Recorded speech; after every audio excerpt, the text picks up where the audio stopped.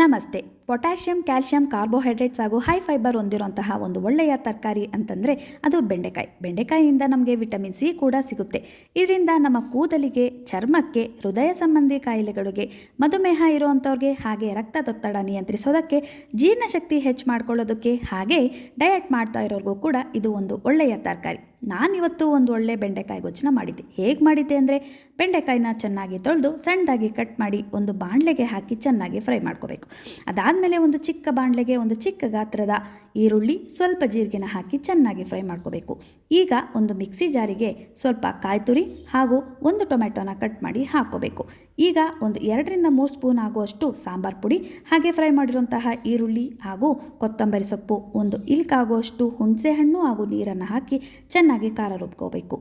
ಈಗ ಒಂದು ಪಾತ್ರೆ ಬಿಸಿಗೆ ಇಟ್ಟು ಅದಕ್ಕೆ ಎಣ್ಣೆ ಹಾಕಿ, ಎಣ್ಣೆ ಬಿಸಿ ಆದ ನಂತರ ಅದಕ್ಕೆ ಸಾಸಿವೆ ಹಾಕೋಬೇಕು. ಸಾಸಿವೆ ಎಲ್ಲ ಚೆನ್ನಾಗಿ ಚಿಟ್ಲಾದ್ಮೇಲಿಂದ ಅದಕ್ಕೆ ಕರಿಬೇವಿನ ಸೊಪ್ಪನ್ನ ಹಾಕಿ ಸಣ್ಣದಾಗಿ ಕಟ್ ಮಾಡಿರುವಂತಹ ಈರುಳ್ಳಿನ ಹಾಕಬೇಕು. ಈರುಳ್ಳಿ ಫ್ರೈ ಆದಮೇಲೆ ಫ್ರೈ ಮಾಡಿರುವಂತಹ ಬೆಂಡೆಕಾಯಿನೆಲ್ಲ ಅದಕ್ಕೆ ಹಾಕಿ ಚೆನ್ನಾಗಿ ಕೈಯಾಡಿಸಿ, ರುಬ್ಬಿರುವಂತಹ ಖಾರನ ಅದಕ್ಕೆ ಹಾಕಿ, ನಿಮ್ಮ ಕನ್ಸಿಸ್ಟೆನ್ಸಿಗೆ ಬೇಕಾದಷ್ಟು ನೀರು ಹಾಗೂ ಸಣ್ಣದಾಗಿ ಕಟ್ ಮಾಡಿರುವಂತಹ ಒಂದು ಟೊಮೆಟೊ, ರುಚಿಗೆ ತಕ್ಕಷ್ಟು ಉಪ್ಪು ಹಾಕಿ ಸ್ವಲ್ಪ ಕೊತ್ತಂಬರಿ ಸೊಪ್ಪು ಹಾಕ್ಕೊಂಡು ಕುದಿಸ್ಕೊಂಡ್ರೆ ಬಿಸಿ ಬಿಸಿ ರುಚಿಕರವಾದ ಹಾಗೂ ಆರೋಗ್ಯಕರವಾದಂತಹ ಬೆಂಡೆಕಾಯಿ ಗೊಜ್ಜು ರೆಡಿ. ಇದನ್ನು ನಾವು ರೊಟ್ಟಿ, ಚಪಾತಿ, ಅನ್ನದ ಜೊತೆ ಕೂಡ ತಿನ್ಕೋಬೋದು.